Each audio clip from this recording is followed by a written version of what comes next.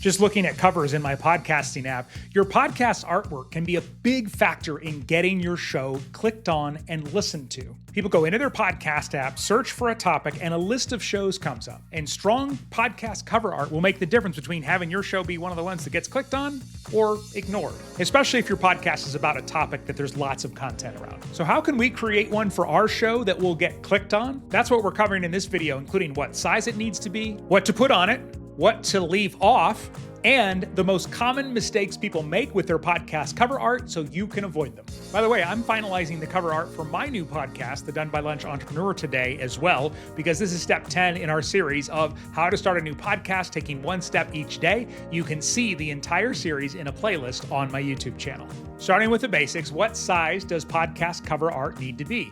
Well, it's going to be a square, and you can do this in any graphic design program. We like to use Canva, and you want it to be 3,000 pixels by 3,000 pixels. Any smaller, and it may not get accepted by some platforms, or it might not show up clearly, which is another reason that it might get rejected. But don't be fooled, even though it needs to be that big, it actually shows up way smaller most of the time people see it. I love this great free tool I found where you can actually upload your cover art before you've published your podcast, and it will go through and show you how it will look in different screens on different devices.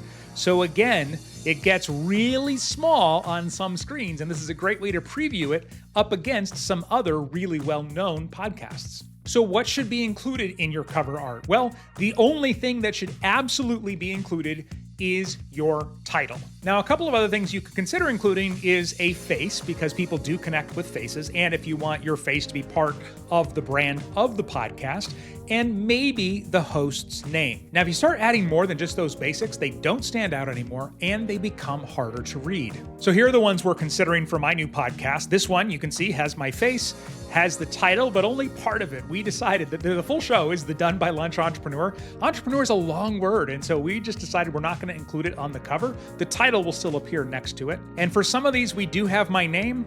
Some of them we don't. This is actually one of our finalists, but I also think it's a decent example of what happens when you just have too many things on here with all of these different shapes. When we try that out here in our little tool, again, I think it looks so much more crowded, especially next to this TED Talks Daily one, which is about as plain as you could get. So that's what's to include, but I want to talk about what not to include, which we see happen quite a bit, as well as common mistakes that get made so that you can avoid them. But real quick, I wanted to let you know, if you are putting together a new show or you're trying to improve a current show, we put together this incredible resource. It's free. It's called the Profitable Podcaster's Playbook. If you want to make sure you don't miss a step and you think you'd find it helpful, download it right now for free in the description of this video.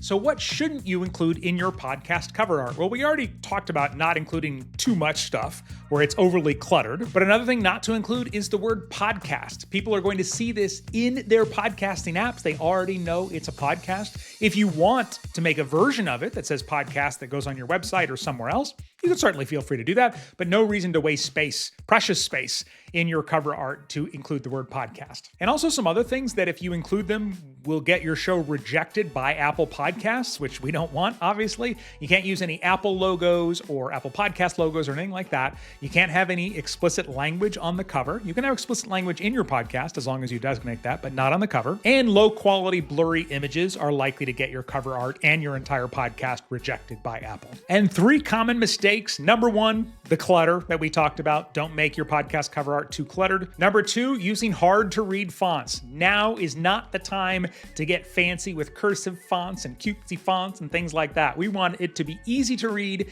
at a small size. And number 3, and this is one that a lot of people miss, matching everything else in your niche. Here's how you can avoid that though. Take 20 seconds and just think about what terms or phrases would somebody search for in their podcasting app that you would want your show to come up in search results for, okay? And then look at the other podcast cover art that's there. If they're all green, oh my gosh, go red or blue or purple or something. Now, if there's a bunch of different ones, then this doesn't really matter, but you do not want to be the green podcast in a sea of green podcast covers. Now, I've got some really good news for you if you've never created a podcast before. The part of podcasting that seems like it would be the most complicated to someone who's never done it is actually really easy. And that's taking this podcast episode that you've created and getting it out into Spotify and Apple Podcasts and Pocket Casts and all of the different places. The cool part is you choose a podcast host, you upload it there, and your podcast host will send it to everywhere that it needs to be. And I'm showing you how to choose the best one for your show right now in the video on the screen. If you don't see it on the screen for some reason, you can find the link in the description down below.